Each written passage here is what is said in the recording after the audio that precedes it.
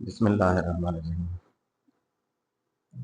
अच्छा भाई, आज जो हमने टॉपिक देखना है that is escape velocity. Escape velocity या इसको हम एस्केप स्पीड भी कहते हैं बाज़ दफ़ा। इसको हम डिनोट करते हैं V escape E S C, V E S C, escape velocity, या बाज़ दफ़ा वी ई से भी लिखा जाता है। तो ये क्या होती है एस्केप वेलोसिटी? देखें, इससे पहले हमने देखा था कि अगर हम एक बॉडी को किसी हाइट से थ्रो करें तो वो कुछ दूर जाके अर्थ को हिट करती है। अगर हम उसको ज़्यादा ज़ोर से थ्रो करें तो वो ज़्यादा दूर जाके हिट करेगी। और अगर हम एक पर्टिकुलर वेलोसिटी से थ्रो करें तो वो बॉडी अर्थ की तरफ फॉल तो होगी ग्रेविटी की वजह से, लेकिन क्योंकि अर्थ की शेप भी राउंड है इसलिए वो बॉडी अर्थ को हिट नहीं करेगी, बल्कि वो अर्थ के अबाउट रिवॉल्व होनी शुरू हो जाएगी, जिसको हमने कहा था आर्टिफिशियल सैटेलाइट। हमने कहा था अगर हम एक खास वेलोसिटी से थ्रो करें तो वो जब अर्थ की तरफ फॉल होना शुरू होगी बॉडी, तो वो अर्थ के अबाउट रिवॉल्व होना शुरू हो जाएगी due to the gravitational force of earth. उसको हमने कहा था आर्टिफिशियल सैटेलाइट। और उसके लिए जो मिनिमम वेलोसिटी रिक्वायर्ड थी उसको हमने क्रिटिकल वेलोसिटी कहा था, विच वाज 7.9 किलोमीटर पर सेकेंड।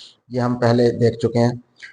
नाउ एस्केप वेलोसिटी का मतलब ये है कि वो पर्टिकुलर वेलोसिटी जिससे हम किसी बॉडी को अगर वर्टिकली अपवर्ड थ्रो करें और वो इतनी ज्यादा हाइट पे जाए कि वो अर्थ के ग्रेविटेशन फील्ड से बाहर चली जाए, यानी the body escapes from the gravity of earth.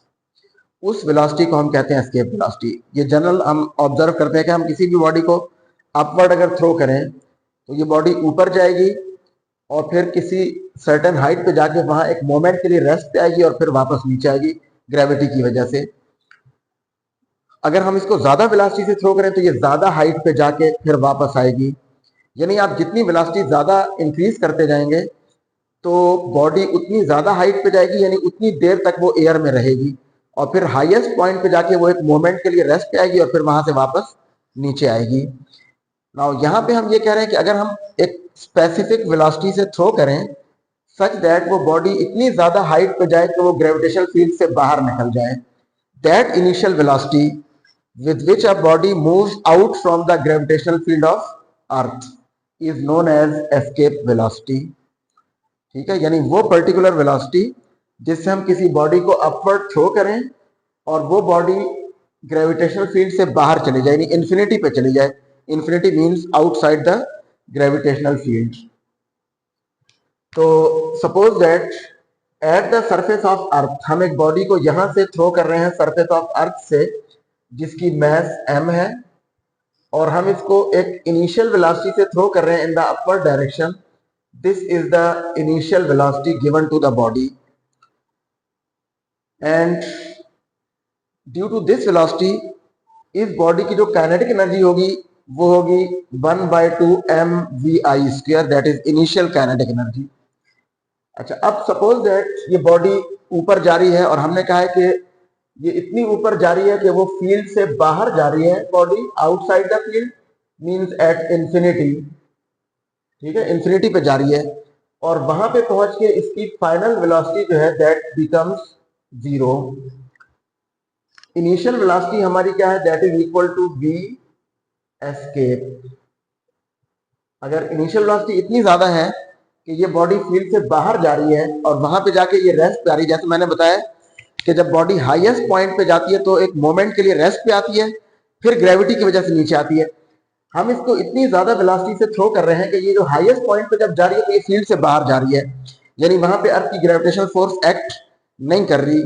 तो फिर क्या होगा? फिर ये बॉडी वापस नहीं आएगी, बल्कि ये यहीं पे ग्रेविटेशन फील्ड से एस्केप हो जाएगी और ये फिर स्पेस में चली जाएगी until it is captured by the gravitational field of any other planet।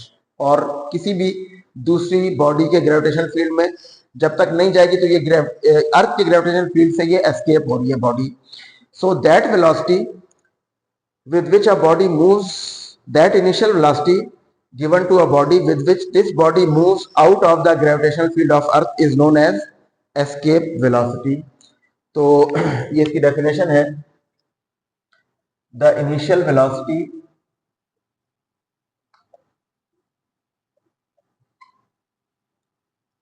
initial velocity given to a body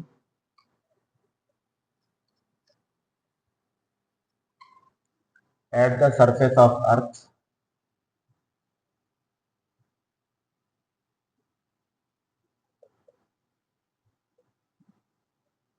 in the vertically upward direction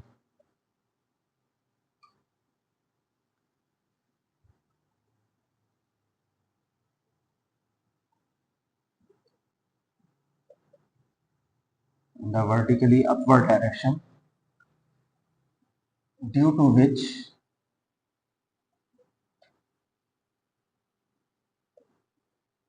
the body goes out या moves out. ठीक है, goes out भी कह सकते हैं या moves out of the gravitational field of earth, due to which the body moves outside the gravitational field of earth.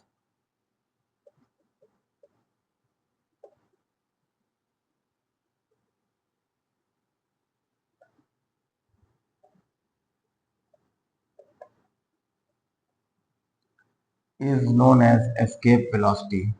Outside the gravitational field of earth का मतलब ये है कि at infinity, यानी वो infinity पे चली जाए body. Infinity means outside the gravitational field of earth, is known as escape velocity.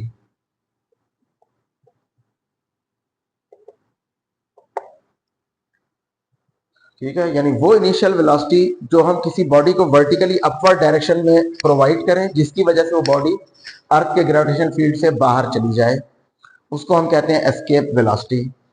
Now ये कितनी होगी और इसका मैथमेटिकल एक्सप्रेशन हम कैसे डिराइव करेंगे, तो उसके लिए हम यहाँ पे कंजर्वेशन ऑफ एनर्जी का प्रिंसिपल यूज करते हैं. तो देखें, initially at the surface of अर्थ ये बॉडी यहाँ पे इस वक्त इसका अर्थ के सेंटर से जो डिस्टेंस है वो है रेडियस ऑफ अर्थ के बराबर, और ये अर्थ की मास है m/e. This is mass of earth, this is radius of earth. तो initially at the surface of अर्थ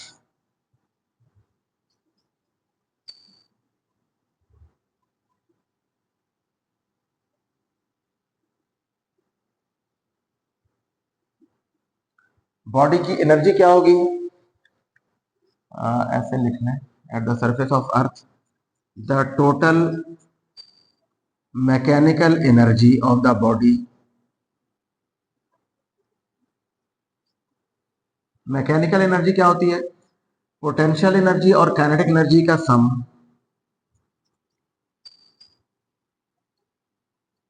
वो ये होगी total initial energy which is the sum of kinetic energy initial plus potential energy initial. तो देखें, total initial kinetic energy क्या होगी, that will be 1/2 mv/i². Kinetic energy का formula होता है हाफ mv², तो v की बजाय हम vi लिख देंगे, initial velocity of the body at the surface of earth, plus इससे पहले हमने कहा था कि सरफेस ऑफ अर्थ पे बॉडी की जो पोटेंशियल एनर्जी होती है, जो हमने एब्सोल्यूट पोटेंशियल एनर्जी की इक्वेशन इससे पहले हमने पढ़ी थी, वो होती है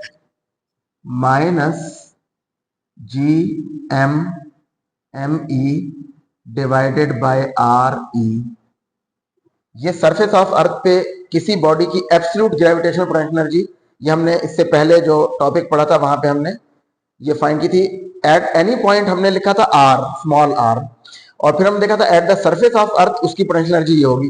तो क्योंकि हम इस बॉडी को सरफेस ऑफ अर्थ से अपवर्ड थ्रो कर रहे हैं, तो इसकी इनिशियल काइनेटिक एनर्जी तो ये है 1/2 mvi², और इसकी इनिशियल पोटेंशियल एनर्जी क्या होगी, which is the absolute gravitational potential energy of the body, that is -Gm/me/RE. me अर्थ की मास है, RE अर्थ का रेडियस है, और ये m उस बॉडी की मास है जिसकी हम एस्केप वेलोसिटी फाइंड करना चाह रहे हैं, यानी जिसको हम थ्रो कर रहे हैं in such a way that it escapes out of the gravitational field of earth. तो देखें यहां पे हम ये टोटल एनर्जी को हम इसको अगर हम लिख लें, this we can write 1/2 mvi² minus gm/me divided by re। ये इसकी टोटल इनिशियल एनर्जी हमने फाइंड की है at the surface of earth. अब हमने कहा है कि इस बॉडी को हमने इस तरह से थ्रो किया कि वो फील्ड से बाहर जा रही है और उसकी फाइनल वेलोसिटी 0 है। सो फाइनल अब हम देखते हैं, finally at the infinity means outside the field, outside the gravitational field of earth,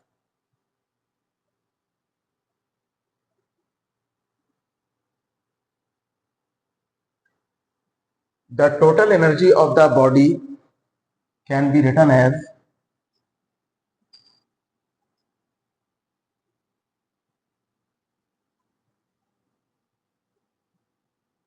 energy means mechanical energy,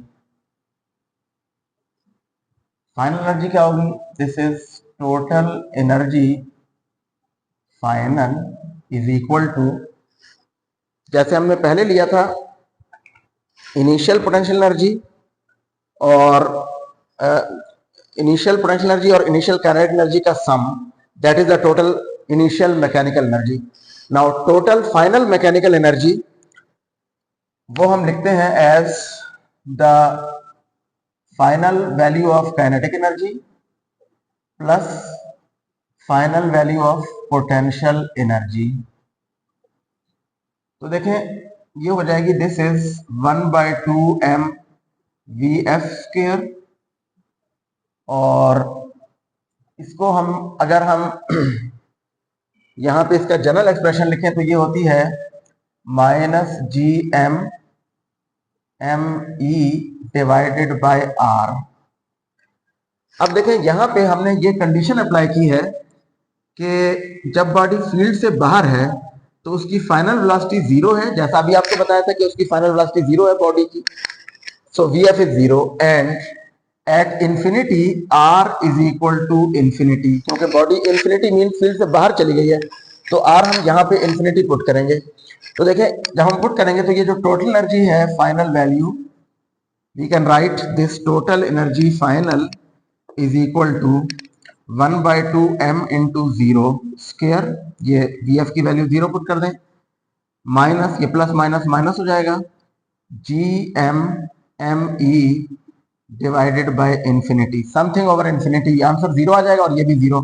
so this is 0, ये भी 0 टर्म हो जाएगी, ये भी 0 हो जाएगी। क्या मतलब कि इसकी टोटल फाइनल एनर्जी 0 आ गई हमारे पास। अच्छा, और इस वक्त जब हम ये ले लेंगे vf 0 ले लेंगे और r इंफिनिटी लेंगे तो ये vi क्या होगी, ये v एस्केप के बराबर होगी, जैसा कि पहले आपको बताया था। In this case at this point, या इसको आप लिख लें फॉर दिस कंडीशन, जो हमने यहाँ पे कंडीशन अप्लाई की है ये वाली, कि अगर vf 0 हो फाइनल वेलोसिटी और वो इंफिनिटी पे हो, तो यहाँ पे फॉर दिस कंडीशन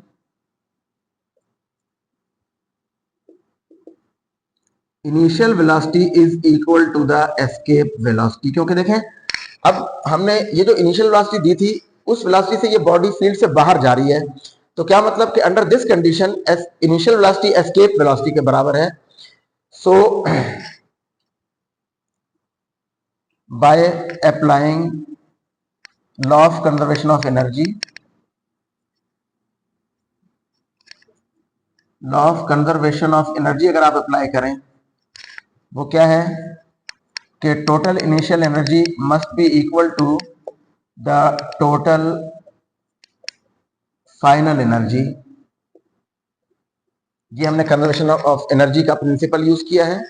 तो देखें इनिशियल एनर्जी ये है, अब हम वी आई की जगह वी एस्केप यहां पे यूज करेंगे। So we can write further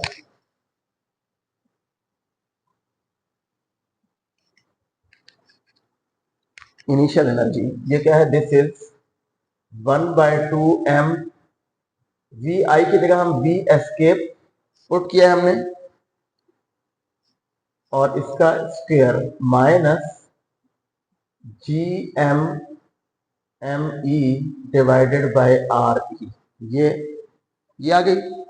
and this is equal to final energy कितनी है, 0, so that is equal to 0। ठीक है, ये 0 के बराबर आ जाएगी। तो अब हम इसको सिंप्लीफाई अगर कर लें तो देखें, इसको वहां ले जाएंगे प्लस हो जाएगा। We can write 1/2 m v escape square is equal to g m m e divided by R E. ये m स्मॉल m दोनों साइड्स पे कैंसिल हो जाएगा, so we are left with, ये 2 को भी वहां ले जाएं, so we can write v escape is equal to 2g m e divided by R E. ये स्क्वायर है यहाँ, और जब अगर आप दोनों साइड्स पे रूट ले लें so we can write v escape is equal to square root of 2gme divided by R E. ये हमारे पास इक्वेशन आई है एस्केप वेलोसिटी की।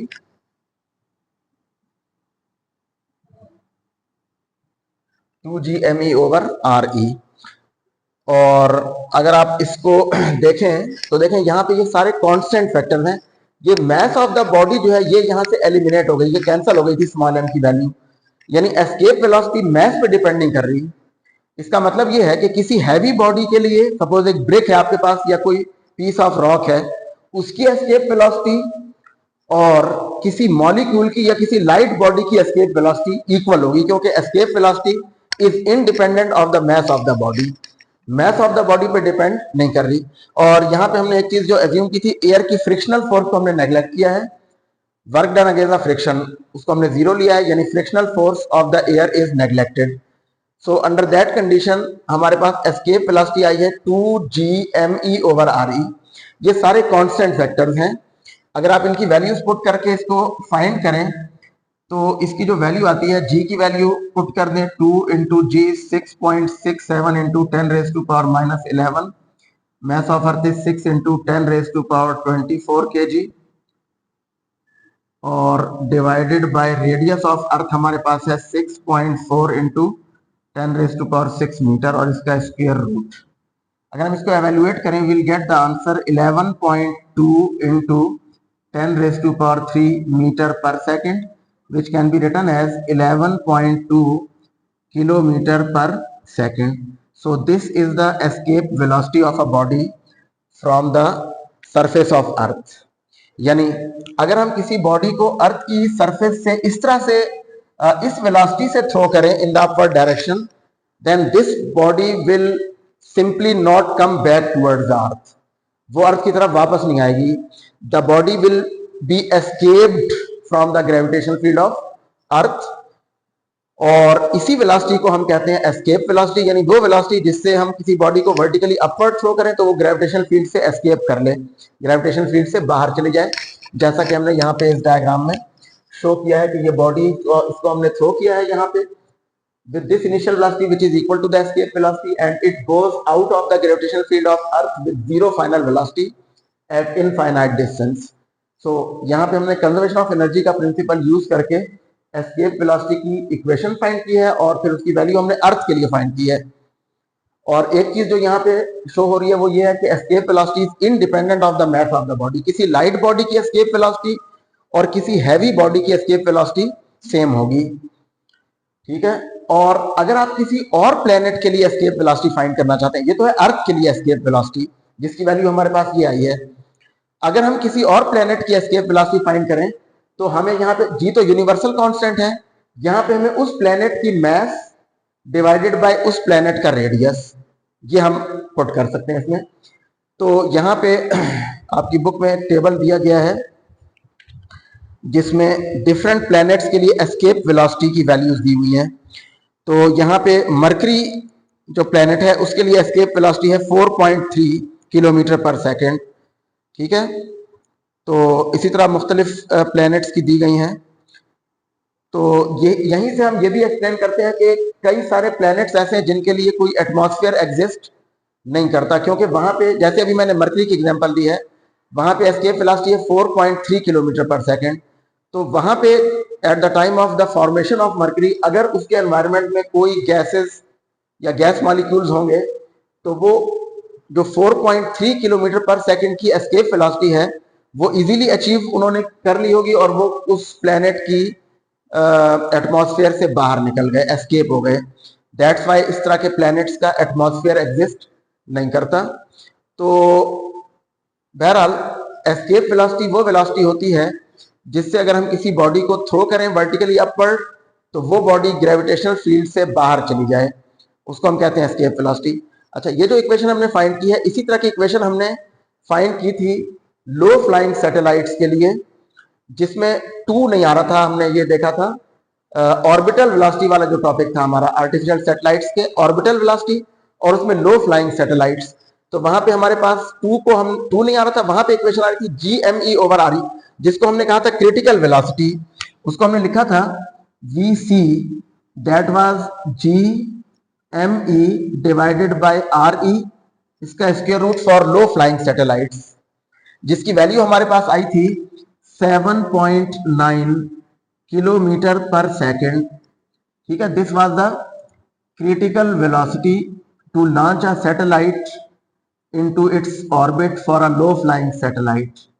ठीक है, ये प्रीवियस हमने टॉपिक पढ़ा था उससे मैं रिलेट कर रहा हूं कि देखें यहां पे 2 का फैक्टर नहीं आ रहा है, यहां पे 2 का फैक्टर आ रहा है एस्केप वेलोसिटी में, और ये वेलोसिटी है 7.9 किलोमीटर पर सेकंड और ये है 11.2 किलोमीटर पर सेकंड। वहां पे आपको बताया था कि अगर हम किसी सैटेलाइट को इससे कम वेलोसिटी से लॉन्च करेंगे तो वो सैटेलाइट फिर अर्थ के ग्रेविटेशन यानी वो अर्थ पे वापस हिट करेगा, वो सैटेलाइट के तौर पे रोटेट नहीं होगा, that will hit the surface of अर्थ अगर इससे कम वेलोसिटी होगी। और अगर इससे ज्यादा होगी तो वो इतनी होगी तो that will be a low flying satellite, इससे ज्यादा होगी तो वो किसी अपनी हाइट पे ऑर्बिट में रिवॉल्व होगा। और अगर ये वेलोसिटी इस वेलोसिटी से हम किसी बॉडी को वर्टिकली अपवर्ड थ्रो करें so that body will escape out of the gravitational field of अर्थ। ठीक है,